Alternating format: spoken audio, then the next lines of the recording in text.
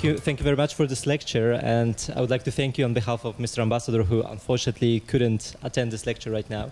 Of course, I visited the museum twice, and I think it's still too little for me, because, as my colleague said, it's all this information you could gain. It's so overwhelming, but positively overwhelming, that you need a couple of days to visit it, to absorb it. So I recommend all of you who would like to visit this museum to reserve a couple of days, because it's necessary. And my first impression was that it's a very positive effect that this attitude of the foundators of this museum was to show that the Polish and Jewish community lived together, not also in peace, because there are stereotypes, especially in last decades, that Polish and Jewish community lived in isolation, in separation, in some kind of state of war, and it's not true, because in past decades, in past hundreds of years, they coexisted together and they built a common society, and I think it's a very positive attitude, very positive message from the POLIN Museum, that this history was not only very bloody, very controversial, but it was very positive, and that these two societies have built a common society, something in common. So I think it's a very good message, and I think that, as you said, one of the main group of visitors are the young people in Poland, because they don't have such cliches, such stereotypes, like, for example, my grandparents who lived together with Jewish people, and sometimes they were under bad influence of this war years. I don't know if you understand what I mean. This indoctrination of German people, of Russian people, Russian soldiers.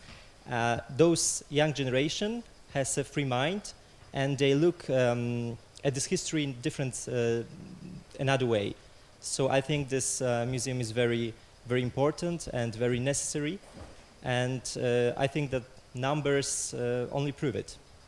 Yeah, well, I couldn't agree more. And you know, one of the things I think about this museum is it's a way to recover the historic diversity of Poland, because Poland today is much more homogeneous than it was historically. In fact, it's very unusual. I mean, maybe in the very, very early Middle Ages, in the 10th century, but once we get to the Middle Ages, once we get to the Commonwealth period, early modern period, 19th century, this country was really diverse. Many languages, many religions, many national and ethnic groups. And so the story of the history of Polish Jews is not simply a story of Jews and Poles. It's also Poles, Ukrainians, Belarusians, Ukrainians, Protestants, Catholics, Tatars, Muslims.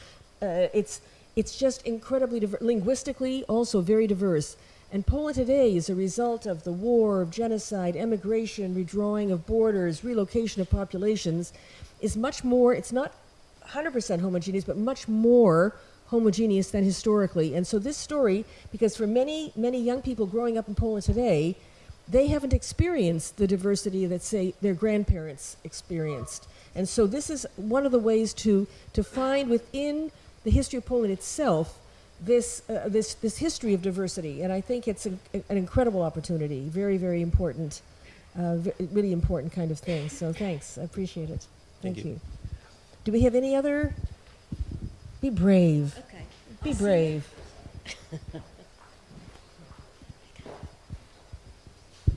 Thank you, Barbara, for your lecture. It's been very interesting. I'm a fan of your texts, I have to say. I was wondering, because you mentioned at some point that you have exhibited music in the museum. So I would like to ask you if you can please explain this us a bit of that? Yes, well, actually, this was something I'd never done before, which was to create a soundscape, to work on a soundscape for the whole museum. And that definitely is intangible, that's for sure.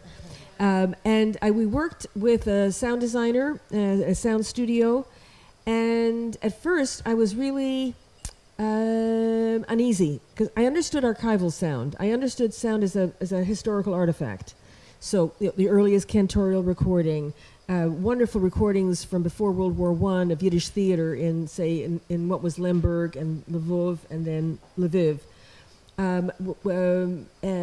Of Yiddish theater, or recordings from the interwar years. Jews were very active in the creating of Polish popular music, the Tin Pan Alley of the interwar years. So that I understood. I understood that we could incorporate that kind of essentially archival sound. Also for the wedding in the 19th century, the earliest recordings of instrumental wedding music, Jewish wedding music, even though it was actually from the early 20s.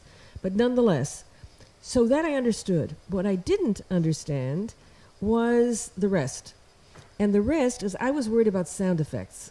You know, I thought to myself, I don't want sound effects. But it turns out that, well, first of all, there was sound planned in part to cover up the noise of the whirring of fans that were cooling all the projectors. So the idea was to do something to create some kind of ambient sound that would create a more unified acoustic environment. But then once you do that, it turns out that it's a bit like watching a movie that has sound with the sound turned off. And it's just, you need it. And so the sound design turned out to be a very, very interesting exercise. In fact, without it being archival sound. And so this exhibition has a soundscape.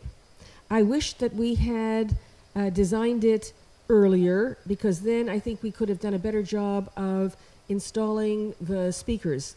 There's a whole issue with the height of the ceiling, directional sound. There's all kinds of issues, sound bleed. There's a lot of issues. It's really complicated, and I think it's a relatively new field for museums. And I would say that now that we've done it once, I understand it a lot better. But above all, for me, it was the archival sound that was so important. So for instance, in the 19th century, when we present the great synagogue, which was an expression of what it meant to be a pole of the Mosaic faith, we have a wonderful scale model. The synagogue had been destroyed. We actually found the earliest cantorial recording, which is around 1907, 1908, and it was by the cantor who was the cantor for that synagogue. So in that space, you're actually hearing that cantor in relationship to the story and the scale model and everything to do with that synagogue. So that would be an example. Or in the case of Yiddish theater, we actually use those period recordings to tell the story of that theater, and we use silent film, the very first silent film of one of these Yiddish operettas. We have a pataphone, what I think of as a gramophone, that has drawers, and when you pull the drawer, you see a record and you hear the recording. So it's a way of trying in a very compact way essentially it's animated furniture that you pull the drawer, and then we even have like the Arthur Murray dance studio steps, how to dance a tango on the floor, and people dance. In the gallery, I think I showed you one of the images, there are two women dancing. So we've incorporated sound in a whole variety of ways, but I think it's a whole field, and I wish we could do it again. Any other? Oh, there's a question here.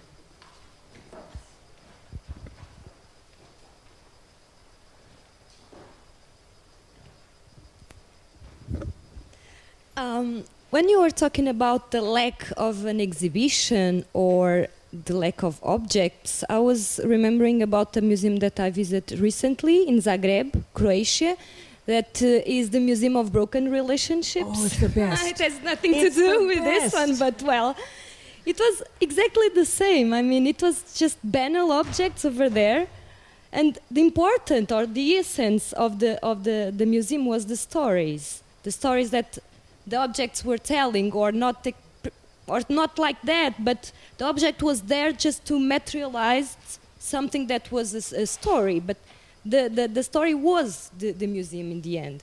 So But just is to this the tendency of the new museums for the new millennium or something? Well, actually, the Museum of Broken Relationships. So, for those who are not familiar with it, it's an artist's project.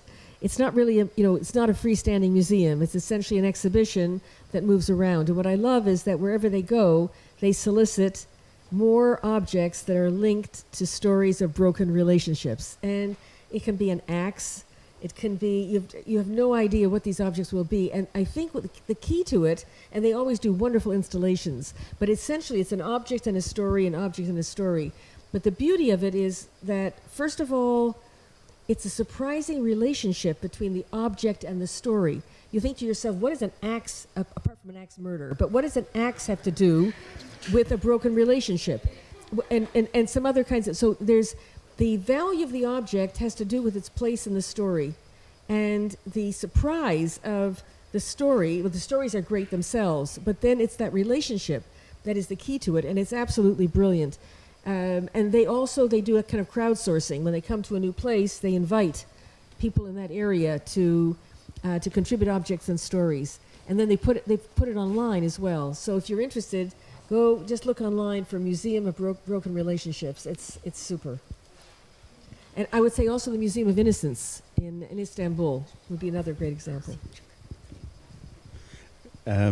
Barbara, your spirit is contagious in the whole talk from the beginning to the end. It's hypercritical, hyper-reflexive, hyper-modern, etc. I have a question, but it needs a slight explanation. I'm working on a number of authors who have been looking at Asia and Europe in a different way. Authors like Gunder Frank, Hobson, Kenneth Pomerantz, Jack Goody. And they've considered that Eurasia is a new idea, and that it's better to conceive of the whole history and cultural history of the two continents as one. And they concentrate on moments of leaping forward, moments like the Renaissance, the discoveries, the scientific revolution, the industrial revolution. But they make the point that until about 1800, China was much more developed than all of Europe. And they stress some of the leaps forward in the Asian parts, which we know less about generally. And so the question here is, they deal less with the periods of decline.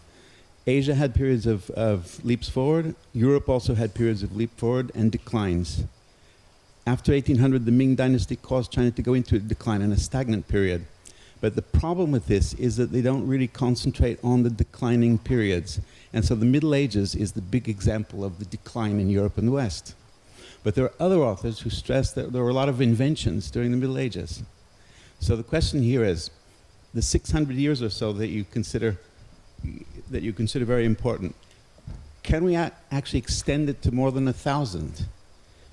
Because if we use that period, or if we consider more creatively looking at the period that's supposedly stagnant and stress contacts, creative developments, it might be possible to extend that 1,000 years a bit backwards, maybe 1,500, 1,300. Any possibility? It's a very interesting question. So basically, the way I'd respond is this. In that diagram I showed at the very beginning that had the historical timeline, there were lines like this because the designers wanted to structure the galleries, the divisions, according to what they called turning points. And we rejected it because we said historical process that is too schematic to use one concept, turning point, to organize this 1,000-year narrative. And that events that had been in an older historiography considered a turning point turned out not to be. So for example, the Khmelnytsky uprising is often treated as a turning point. But in fact, after a century of war, not only the Khmelnytsky uprising, but the Commonwealth was at war with Turkey, with Sweden, with Russia, and it was devastated. But by the end of the period, it had started to rebound, and life continued. Of course, it was different, but not in a turning point different way. So the first thing we rejected was turning points because we thought it was too schematic and it wasn't sensitive enough to historical process. So that was the first thing. The second was that some galleries are very strong. Well, first of all, our whole approach is chronothematic. Chronothematic. It means that there's a big sort of chronological arc across the whole exhibition and within any given period or section of a period. But the real emphasis is less on events within a chronology and more on thematic elaboration. So it might be a thematic elaboration, for example, in the early modern period on religious toleration and conflict, on dialogue and debate. So it would be a thematic elaboration. And in the case of the early modern period, so 1569 to 1772, that's a longue durée. So it means that it's no point in trying to organize it around sort of key events, etc. But rather, we created an open plan gallery. You can visit it in any order you want. There's a starting point, there's the caesura of the pogrom, and then there's the second half, which is also open plan. And there's no order, there's no required order, because those galleries, that longue durée, we've organized it thematically, scenographically, we've used other structuring principles. And then finally, the 1,000 years. There is a very interesting Jewish Museum and Tolerance Center in Moscow, which is about 3 years old. It's a multimedia narrative exhibition. It was designed by Ralph Applebaum in New York. It's in like a 5,000 square meter incredible bus garage that is industrial heritage from the 20s, designed by a Russian constructivist architect. It's the history of Russian Jews. When do you think they start? What do you think the starting date?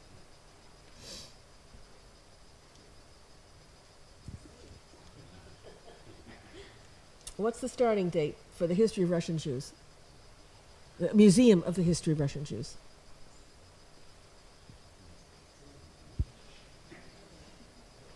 And nobody wants to dare. Come on, guys. You know, give me some options. If they said to you, well, where should we start the story? You could say, well, you could start it here, you could start it there, you could start it there. Give me some options. Yeah. So 1772, let's say. Any other suggestions? Well, they actually started with Genesis.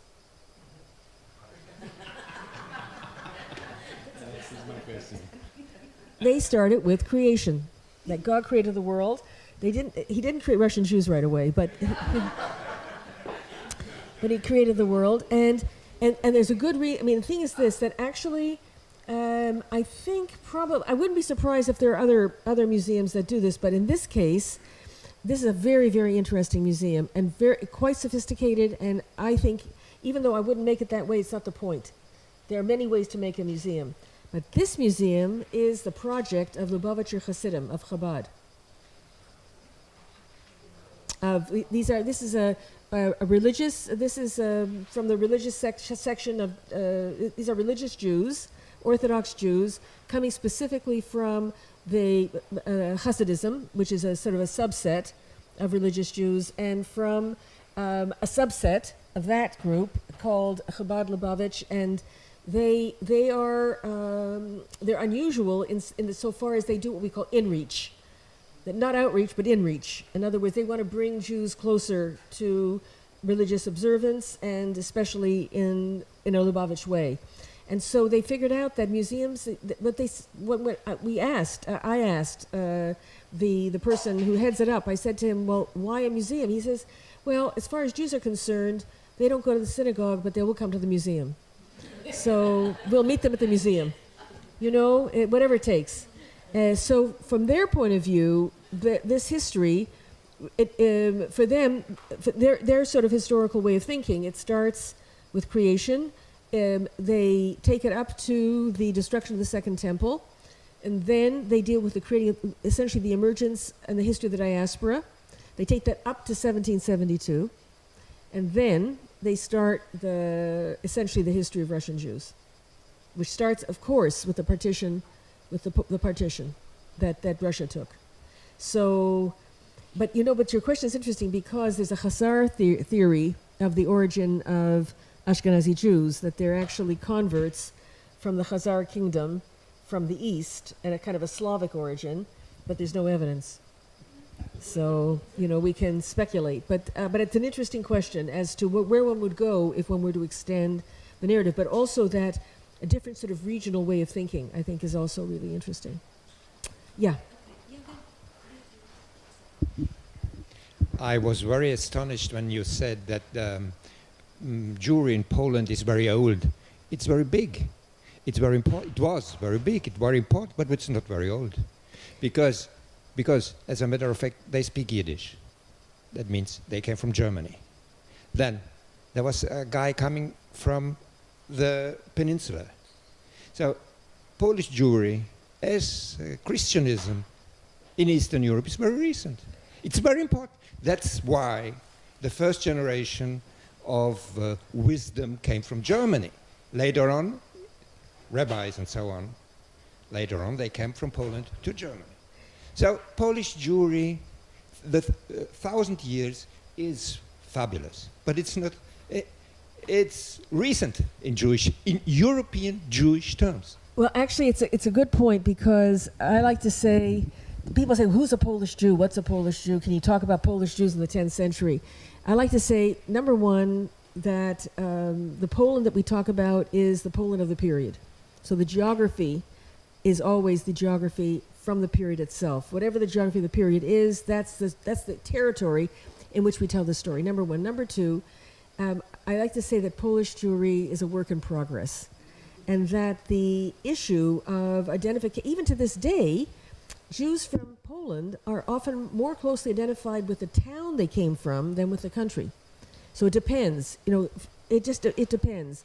But I think your point is well taken, that it's a transnational story, and that it's a transnational story in all directions, meaning from other parts of Europe to this territory, networks that extend beyond the territory. So whether it's Eurasia or whether it's a kind of transnational story that is European, Middle East, but I think that that's probably an aspect of it that is not as well presented, well developed as it might be. And if I were, quote, to do it again, that is an aspect of it that I would want to absolutely highlight.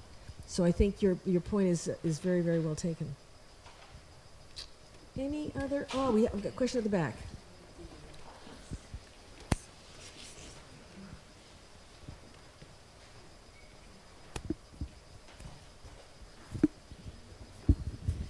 Hello. I wanted to ask you, we've been talking about the history of Polish Jews, and how does it continue? Does it stop? Do you actualize it? Do you talk about the present? Or is it a date where you end and the history stops? So how do you keep it the question about, well, first of all, we like to think of our narrative as what we call an open-ended past. An open-ended past.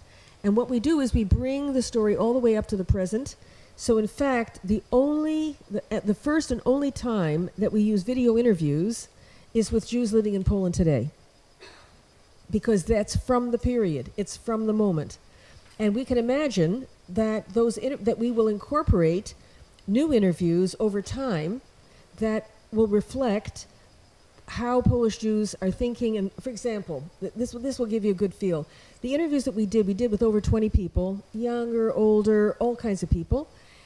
And we asked them these questions. The most important question, from my way of thinking, is the question: did you always know, did you always know you were Jewish? It's not a question, honestly, I would have ever thought to ask. Not where I grew up in Toronto, or where I've lived in New York, or in Israel, or God knows where. Did you always know you were Jewish? In Poland and in much of Europe, it's a very, very meaningful question, and it tells you a lot about post-war Europe, not just Poland. Another question is there a future for Jews in Poland? Is there anti-Semitism in Poland? Who can make Polish culture? Because there's a lot of cultural activity, festivals, and performers who are not Jewish, but who are really doing very, very interesting, very, very books, films, exhibitions, performances, theater, music, whatever it might be. And so in that way, because it's video, we can easily incorporate new questions, new answers, and in that sense, keep it up to date. So from our point of view, a very important message of the exhibition is that there is a period that is post-war and post-Holocaust, post-war, and post-communist. That's really, really important, and that Jewish life is experiencing a renewal on a small scale, and Polish interest in the story is enormous. And in fact, more so than almost anywhere else I've been in Europe and post-communist Europe. I can't say the same thing for Lithuania. I've been to Vilnius 3 times this year. There isn't the interest in Lithuania in the history of Lithuanian Jews. It's just not there. It's not there in Belgium. It's not there in Brussels. So I think there's something very special about this moment in this place where there is such enormous interest in this story. And that's something worth even thinking about. Why? Why is there so much interest? And I think that for us, we couldn't create this museum and we wouldn't have this response if not for the interest in Polish society in this story. And also we have, in terms of visitors, we have, I would say in the winter, maybe 70% is from Poland, 30% from abroad, half Jewish, half not. In the summer, it's about 50-50.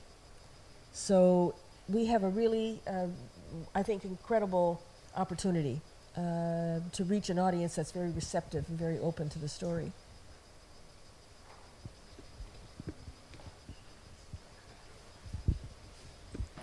I would just like to say thank you very much for this lecture, and I'm a little bit ashamed because I'm Polish, I am from Warsaw, and I haven't been to the museum yet. Oh, you have not been?